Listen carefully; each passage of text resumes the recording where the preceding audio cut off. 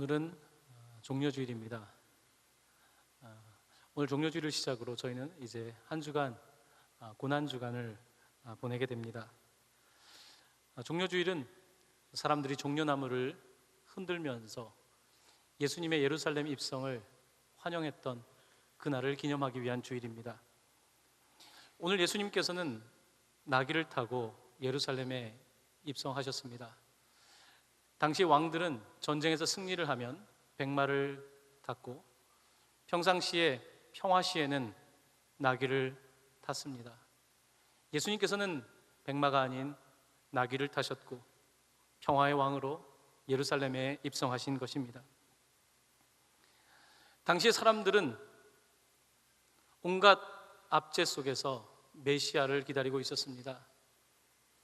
그들은 아시리아, 바벨론, 페르시아, 그리스, 로마에 이르기까지 끊임없는 억압 속에서 자유와 평화를 꿈꾸고 있었던 것입니다. 사람들은 예수님이 오신다는 소식을 듣고 거리에 몰려 나와 호산나, 호산나 연호하기 시작했습니다. 호산나라고 하는 뜻은 지금 구원하소서, 지금 구조하소서, now save, 지금 구해달라는 외침이었습니다. 사람들은 예수님을 기다렸고 그가 오시기를 학수고대했지만 그들이 호산나를 외쳤던 그 이유는 예수님의 목적과는 달랐습니다. 그들은 자신들을 정치적으로 구원해 줄, 자신을 온갖 억압으로부터 구원해 줄 그런 왕을 기대했지만 예수님께서는 그와 같은 왕으로 이 땅 가운데 오신 것이 아니었습니다.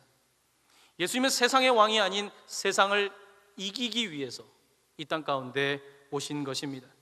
예수님은 세상의 영광을 누리기 위해 오신 것이 아니라 세상에 자기 자신을 대속물로 주기 위하여 오셨습니다. 그가 원했던 평화는 약자를 넘어뜨리거나 아니면 강자를 무너뜨림으로써 얻는 평화가 아니라 오히려 자기 자신을 내어줌으로 얻게 되는 평화였습니다. 그가 진정으로 주기를 원했던 평화는 사람의 힘으로 누릴 수 있는 평화가 아니라 하나님과 사람 사이에 막힌 담을 허물므로써 자기 자신을 대속물로 줌으로써 이루어질 평화였던 것입니다. 호산나를 외쳤던 많은 사람들은 며칠이 지나지 않아 자신들이 호산나라고 외쳤던 그 사람을 죽여달라고, 그 사람을 십자가에 못 박으라고 외치기 시작하였습니다. 우리가 호산나를 지금 외친다고 해서 며칠이 지나고 나서 여전히 그분을 나의 메시아로 믿게 될런지 우리는 알 수가 없습니다. 우리가 주여 주여 하고 부르짖는다고 해서 내가 정말로 고난의 현장에서 마지막까지 그 주님을 우리의 주님으로 모시고 서게 될 것인지는 누구도 장담할 수가 없습니다. 많은 군중들은 호산나를 외쳤지만 예루살렘에 입성하시는 예수님과는 다른 생각, 다른 마음을 품고 있었습니다. 예수님이 가는 방향과는 다른 생각 때문에 그들은 다른 방향으로 가 있었던 것입니다. 여러분은 신앙생활 하시면서 어떻습니까? 우리도 기도 가운데에 호산나를 부르기도 하고 주님의 이름을 부르기도 합니다. 하지만 때로는 주님의 이름을 부르는 가운데에 우리 안에 감추어진 속내가 있을 때가 있습니다. 주님, 이번에 내 자녀가 대학에 입학을 한다면, 주님, 이번에 이 큰 거래가 성사될 수 있다면, 주님, 이번에 내가 원하던 직장에 들어갈 수 있다면, 어쩌면 우리는 주님의 이름을 부르면서 우리의 속내를 감추고 있는지 모릅니다. 많은 군중들은 호산나를 외쳤지만 그들의 속내는 예수님의 마음과는 달랐던 것입니다. 여전히 호산나를 외치고 종교적인 옷을 입고 있지만 감출 수 없는 속내가 있었던 것입니다. 대중은 그렇게 신뢰할 수 있는 존재들은 아닙니다. 대중은 바로 여러분과 저를 포함하는 단어입니다. 대중들은 영웅을 만들기도 하지만 그 영웅을 죽이기도 하는 것이 영웅입니다. 대중은 호산나를 외치기도 하지만 그를 십자가에 못 박으라고 외치는 사람들이기도 한 것입니다. 예수님은 이 대중들을 바라보면서 그들을 믿지는 않았습니다. 언제든지 그들은 배신할 수 있는 존재였고, 그들은 변화를 꿈꾸지만 진정으로 변화를 만들 수 있는 어떠한 힘도 갖지 못한 죄인들이었기 때문입니다. 요한복음 2장 24절에서 25절은 예수님이 복음사역 전반부에 이미 사람들의 생리를, 그들의 체질을 파악하시고 이와 같은 말씀을 하셨던 것을 기록하고 있습니다. 우리 한번 화면을 보면서 한 목소리로 봉독하도록 하겠습니다. 예수는 그의 몸을 그들에게 의탁하지 아니하셨으니 이는 친히 모든 사람을 아심이요 또 사람에 대하여 누구의 증언도 받으실 필요가 없었으니 이는 그가 친히 사람의 속에 있는 것을 아셨음이니라. 예수님께서는 이 땅 가운데 오셔서 사람들의 속에 있는 것을 알고 계셨습니다. 아무리 화려한 옷을 입고 있어도, 아무리 지식으로 자기를 위장할지라도 그들의 속내가 별반 다름이 없음을 그는 알고 계셨습니다. 그래서 자기 자신을 그들에게 의탁하지 아니하셨다고 요한은 기록하고 있습니다. 대중은 자신의 감정에 따라, 분위기에 따라, 자신의 이익에 따라 언제든지 한 사람을 살리기도 하고 죽이는 사람들이라는 것입니다. 바로 그것이 여러분과 저의 모습일 것입니다. 예수님께서는 오늘 종려주일 예루살렘 입성을 시작으로 해서 자신의 죽음을 준비하셨습니다. 특별히 그가 마지막으로 십자가에 못 박혀야 되는 곳은 예루살렘입니다. 예수님께서는 이 예루살렘에 오셔서 그의 일주일의 대부분의 시간을 성전에서 보내셨다고 복음서 저자들은 기록하고 있습니다. 그는 그의 복음 사역 처음에도 성전에 들어가셔서 장사하는 사람들과 환전하는 사람들과 그곳에서 이익을 취하는 사람들을 내쫓으셨습니다. 그런데 그는 누가에 의하면 다시 성전에 들어가셔서 종려주일 이후에 장사하는 사람을 내쫓으시며 성전을 정결하게 하셨던 사건을 기록하고 있습니다. 특별히 예수님은 성전을 바라보면서 안타까워 하셨습니다. 그가 이제 돌아가시고 나면 약 40년이 지나고 나면 예루살렘 성이 무너지고 맙니다. 예루살렘 성전이 무너지고 말 것입니다. 그는 이 당면한, 이제 곧 일어나게 될 이 안타까운 미래를 바라보시면서 안타까이 우셨습니다. 저는 지금으로부터 10여 년 전에 예루살렘에 갔다가 감람산에서 예루살렘 성을 바라보면서, 여러분이 아까 황금으로 된 그 황금돔을 바라보면서 예수님의 심정을 떠올렸던 기억이 있습니다. 예수님께서 예루살렘을 보며 우셨던 그 심정을 떠올려 보았습니다. 이 아름다운 예루살렘 성이 무너질 것을, 이 성전이 무너질 것을 아시며 그는 안타까워하셨습니다. 특별히 복음서 저자들은 예수님께서 성전에서 사람들을 가르쳤다라고 하는 마지막 일주일의 내용을 강조하면서 우리에게 특별한 메시지를 전달하고 있습니다. 그것은 바로 예수님께서 성전 되신다는 말씀입니다. 예루살렘의 화려한 성전 가운데 하나님의 임재가 있는 것이 아니라 회칠한 무덤같이 그와 같은 그들의 삶 가운데에 성전이 있는 것이 아니라 하나님의 뜻대로 행하는 사람, 아버지에게 보내심을 받고 아버지의 뜻대로 행하는 바로 예수 그리스도 그 자신에게 하나님의 임재가 있음을, 그리고 그가 성전 되심을 그들에게 보여주기를 원하셨던 것입니다. 성전은 외형이 아닙니다.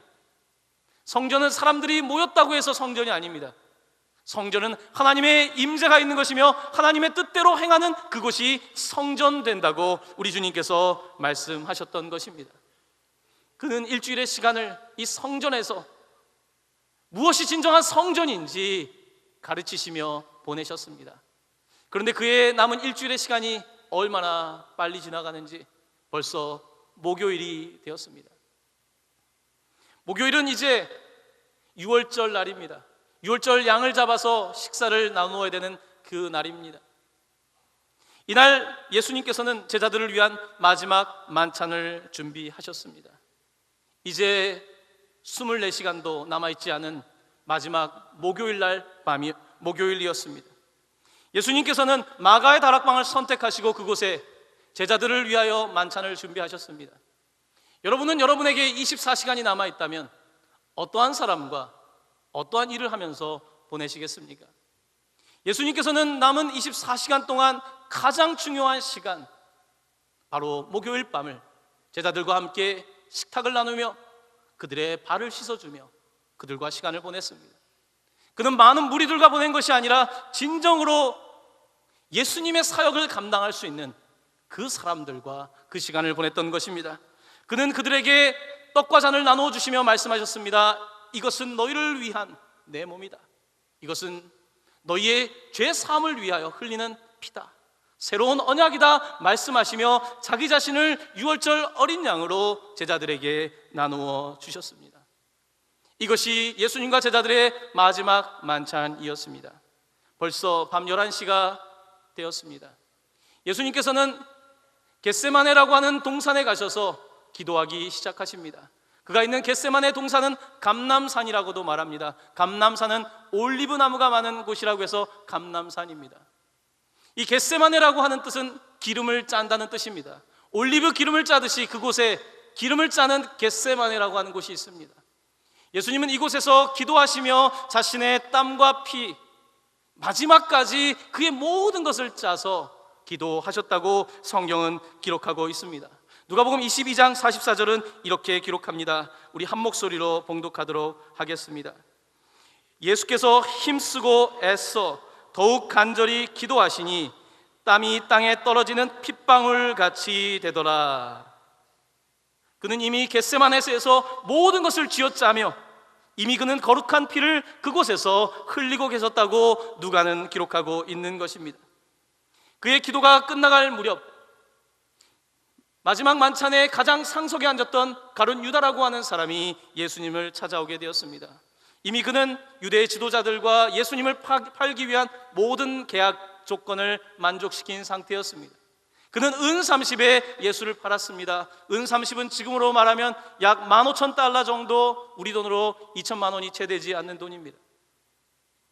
이스라엘이 새로운 나라가 되기를 꿈꿨던, 정치적인 메시아를 꿈꿨던 가룟 유다라고 하는 인물은 예수님께서 세상의 왕이 아니라 세상을 이기기 위하여 자기 자신을 죽기 위하여 이 세상에 오셨다는 사실을 깨닫고 그는 자신의 3년에 대한 보상을 받기를 원했습니다.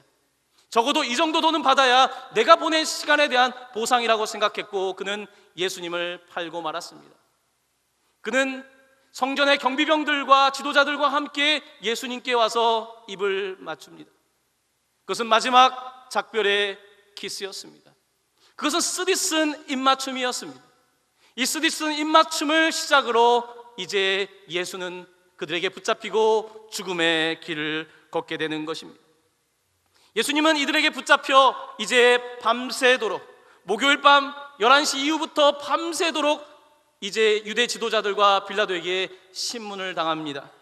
성경은 그들을 신문했던 사람들에 대하여 이렇게 기록하고 있습니다. 전직 대제사장 안나, 현직 대제사장 가야바, 그리고 사내들인 법정에 있는 많은 유대 공회원들, 그리고 로마 총독 빌라도, 그리고 갈릴리 지방을 다스렸던 헤롯 안티파스에 이르기까지 수많은 사람들이 예수님을 신문하고 법적인 공방을 벌였습니다. 누가 마지막 그에게 죽음을 선언해야 될지, 그 마지막 사람은 빌라도였습니다. 유대 지도자들은 빌라도가 꼼짝할 수 없을 정도로 모든 계산이 맞춰진 상태로 빌라도에게 예수를 끌어다가 그를 죽게 하였던 것입니다. 그들이 계획한 대로 모든 일들이 이루어졌던 것입니다. 또한 사람들은 정치인들에게, 유대 지도자들에게 잘못 보이는 것이 싫어서 얼마 전까지 호산나를 외쳤던 사람들은 이렇게 외치기 시작합니다. 그를 십자가에 못 박게 하소서, 그를 십자가에 못 박게 하소서. 누구도 예수의 사건 속에서 앞장서는 사람은 없었습니다. 빌라도는 정치적인 압박을 이겨낼 수가 없었습니다. 그에게는 정치적인 계산만이 중요했습니다. 대중의 한 표가 중요했습니다. 그래서 마가는 그 사건을 이렇게 고발하고 있습니다. 빌라도가 무리에게 만족을 주고자 하여 바라바는 놓아주고 예수는 채찍질하고 십자가에 못 박히게 넘겨주니라. 그렇습니다. 빌라도는 예수를 못 박게 하였던 것입니다. 특별히 누가는 이 사건에 대하여 또 다른 방식으로 이렇게 표현하고 있습니다. 우리 한번 한 목소리로 봉독하도록 하겠습니다. 그들이 큰 소리로 재촉하여 십자가에 못 박히기를 구하니 그들의 소리가 이긴지라. 그들의 소리가 이긴지라. 얼마 전까지 호산나를 외쳤던 그들의 입에서 나오는 크루시파이 힘, 그를 십자가에 못 박으라고 하는 그들의 소리가 이겼다고 성경은 기록하고 있습니다. 정의가 졌습니다. 진리가 졌습니다. 대중이 이겼습니다. 어리석은 대중이 이겼습니다. 그를 십자가에 못 박게 되었습니다. 심지어 그날 밤에 예수의 수제자였던 베드로는 예수를 3번씩이나 부정하며 심지어 저주까지 하며 예수의 곁을 떠나갔던 것입니다. 이것이 마지막 날 밤에 있었던 사건입니다. 이제 아침 해가 떠오르고 이제 예수는 사형 선고를 받고 십자가 형틀을 향하여 나아가야 되는 시간이 되었습니다. 로마의 군인들은 예수님에게 자색 옷을 입혔습니다. 왕을 뜻하는 자색 옷을 입혔고 머리에는 가시관을 씌우고 온갖 모욕적인 언사와 침을 내뱉으며 그를 모욕하기 시작했습니다. 그리고 예수를 이끌고 골고다라고 하는 곳을 향하여 나아가기 시작했습니다. 밤새도록 피를 흘리고 밤새도록 지칠 대로 지쳐있는 그는 자신이 죽을 십자가 막대기까지도 짊어지고 나아가야 했던 것입니다. 예수가 지셨던 십자가는 그저 무거웠던 십자가가 아닙니다. 그것은 바로 여러분과 제가 감당해야 되는 십자가였습니다. 그것은 여러분과 저의 죄를 위하여 그가 지신 십자가였습니다. 그가 가신 길을 일컬어서 비아 돌로로사라고 말합니다. 슬픔의 길이란 뜻입니다. 여러분이 이스라엘 성지순례를 갈 기회가 있다면 예루살렘의 올드타운에 가면 비아 돌로로사의 길을 걷게 됩니다. 14개의 구간으로 된 예수님께서 가셨던 그 흔적을 그린 길입니다. 예수님께서는 첫 번째 구간인 빌라도의 법정에서 이 비아 돌로로사의 길을 시작하십니다. 이제는 사형 선고를 받고 십자가를 지고 비아 돌로로사의 길을 지나가시게 됩니다. 그는 3번째 구간에 가면 첫 번째로 넘어지셨습니다. 그리고 그곳에는 그가 첫 번째 넘어진 것을 기념하여 예배당이 세워져 있습니다. 그렇게 예수님은 비아 돌로로사의 길을 가셨습니다. 그리고 5번째 구간에 이르렀을 때에 오늘 여러분들이 연극에서 만났었던 주인공인 구레네 시몬을 만나게 됩니다. 구레네 시몬이라고 하는 사람은 구레네에서 온 사람인데, 구레네는 아프리카 리비아에 있는 트레폴리라고 하는 도시 옆에 있는 작은 마을입니다. 그곳에는 이미 유대인들의 마을이 형성되어 있었습니다. 유대인 이민자촌이 형성되어 있는 그곳에 있는 사람들의 꿈은 6월절에 예루살렘을 방문하는 것이었습니다. 고향 땅을 방문하듯이 우리 주님 계신 성전을 꿈꾸었던 그들에게 6월절 예루살렘 방문은 특별한 일이었습니다. 이 일을 위해서 그는 자신의 아들들과 온 가족이 그곳에 배를 타고 이집트의 알렉산드리아를 거쳐서 아마 요빠에 이르러 예루살렘까지 도착했던 것으로 보입니다. 오늘 읽은 마가는 그에 관해서 이렇게 표현하고 있습니다. 알렉산더와 루포의 아버지 구레네 사람 시몬. 아마 그의 아들들이 알렉산더와 루포가 그와 함께 있었던 것 같습니다. 로마서에는 루포라고 하는 이름이 나오며 그의 어머니에 관한 이야기가 등장하고 있습니다. 아마 예수님의 이 사건에 온 가족이 함께 동참했던 것으로 보여집니다. 특별히 이날 6월절을 방문했던 구레네 시몬은 아마 예수라고 하는 인물에 관해서 듣기는 들었지만 그에게 어떤 일이 일어나는지 전혀 알지 못했을 것입니다. 그저 6월절 식사를 하고 출애굽을 기념하며 친척과 함께 이 절기를 즐기고 있을 바로 그 시간에 예수님은 빌라도의 법정에서 심판을 받았고 이제 비아 돌로로사의 길을 걷고 계셨던 것입니다. 그런데 바로 그때쯤에 구레네 시몬이 그 길을 지나가게 되었던 것입니다. 너무 빨랐다면 예수님을 만나지 못했을 텐데, 조금만 늦었다면 예수를 만나지 못했을 텐데, 바로 그 시간 그 지점을 그는 지나게 되었습니다.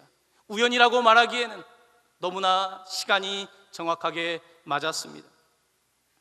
하나님의 계획이 거기에 있었습니다. 구레네 시몬을 향한, 그의 가족을 향한 하나님의 계획이 그곳에 있었음을 보게 됩니다. 아마 사람들은 그날 재수가 없었다고 말할 것입니다. 로마의 군사들은 십자가를 들고 갈 수 없는 그 상황 속에 그를 지나치는 한 사람을 지목했는데 어쩌면 내가 이런 일에 지목되었을까라고 생각했을지 모릅니다. 하지만 거기에는 하나님의 말할 수 없는 은혜가 있었습니다. 조금만 빨랐어도, 조금만 늦었어도 우리 주님을 만날 수 없었을 텐데 구레네 시몬은 그 자리에서 우리 주님을 만나게 되었습니다. 그가 5번째 구간부터 예수님께서 못 박히는 11번째 구간까지 예수님과 동행했던 것으로 보입니다. 그는 그 구간을 걸어가며 무슨 생각을 했겠습니까? 그는 옆에 피 흘리고 있는 예수를 바라보며 그는 무엇을 느꼈겠습니까? 침묵 속에서 그는 무엇을 경험했겠습니까? 아마 그는 예수의 눈빛을 보았을 것입니다. 범죄자라고 말할 수 없는 그의 선한 인상 속에서 그는 묵직한 음성을 듣게 되었을 것입니다. 그것은 바로 죄 없는 분이 십자가에 매달린다는 단순한 사실이었으며, 그리고 나중에 그는 깨닫게 되었습니다. 바로 그가 졌던 십자가가 나를 위한 십자가였다는 사실입니다. 구레네 시몬은 재수 없는 날 가장 하나님의 은혜를 받은 사람이 되었던 것입니다. 저는 구레네 시몬을 생각하면 그래도 고마운 마음이 있습니다. 마지막 주님 가시는 그 길에 한 사람이라도 억지로 십자가를 메었다는 사실이 우리에게 조금은 위안을 줍니다. 하지만 그 십자가는 구레네 시몬이 질 수 있는 십자가는 아니었습니다. 그것은 잠시 무거운 짐을 옮기는 것이 아니라 우리를 위한 대속의 십자가였기 때문입니다. 구레네 시몬은 깨닫게 되었습니다. 그것은 내가 지는 십자가가 아니라 그가 나를 위해 지신 십자가다. 여러분, 우리가 십자가를 진다고 해서 구원받을 수 있겠습니까? 여러분, 우리가 조금 선하게 산다고 구원받겠습니까? 내가 겨우 5분 10분 십자가 맨다고 해서 내 삶이 무엇이 달라지겠습니까?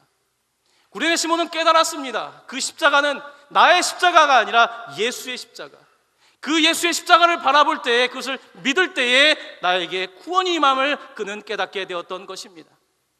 사랑하는 성도 여러분, 구레네 시몬은 우리에게 분명한 도전의 메시지를 던집니다. 그것은 바로 여러분과 저에게도 십자가가 있다는 사실입니다. 누가복음 8장 23절에서 예수님은 이 말씀을 분명하게 하셨습니다. 우리 한번 화면을 보면서 한 목소리를 읽겠습니다.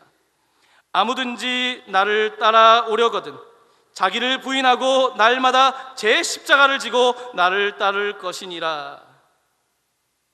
누구든지 자기의 십자가를 지라는 것입니다. 우리는 예수님의 십자가를 질 수 없습니다. 우리는 구원을 위하여 할 수 있는 일이 한 가지도 없습니다. 하지만 우리가 구원을 받게 되면, 내가 예수님을 만나게 되면, 내가 예수님의 눈빛을 보게 되면 나에게 한 가지 변화가 생겨납니다. 그것은 바로 내 십자가를 지게 된다는 사실입니다. 그때부터는 내가 이 세상을 살아가는 이유와 목적이 세상의 왕이 되는 것도 아니며, 세상을 이기신 예수 그리스도를 따라 나도 세상을 이기는 삶을 살아가게 된다는 말씀입니다. 여러분의 십자가는 무엇입니까?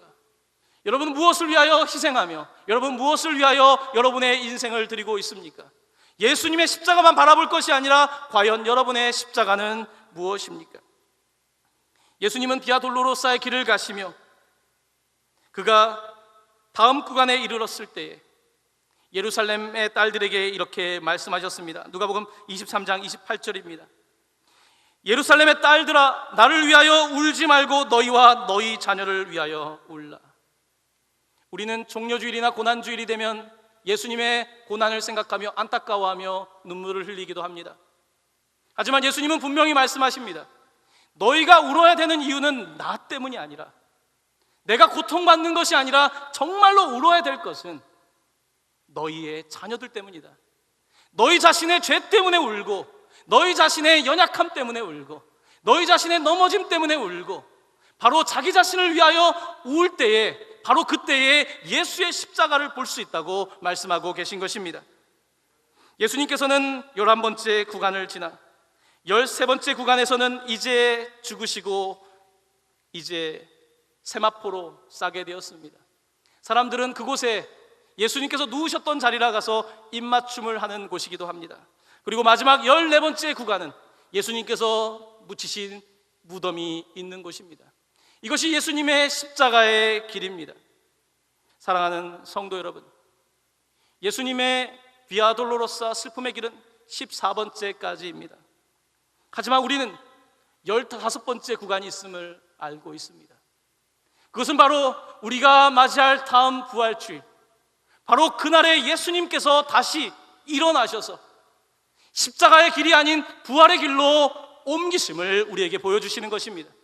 빈 무덤의 증언은 십자가의 길, 비아 돌로로사의 길을 걷는 사람만이 깨닫게 되는 놀라운 구원의 길인 것입니다.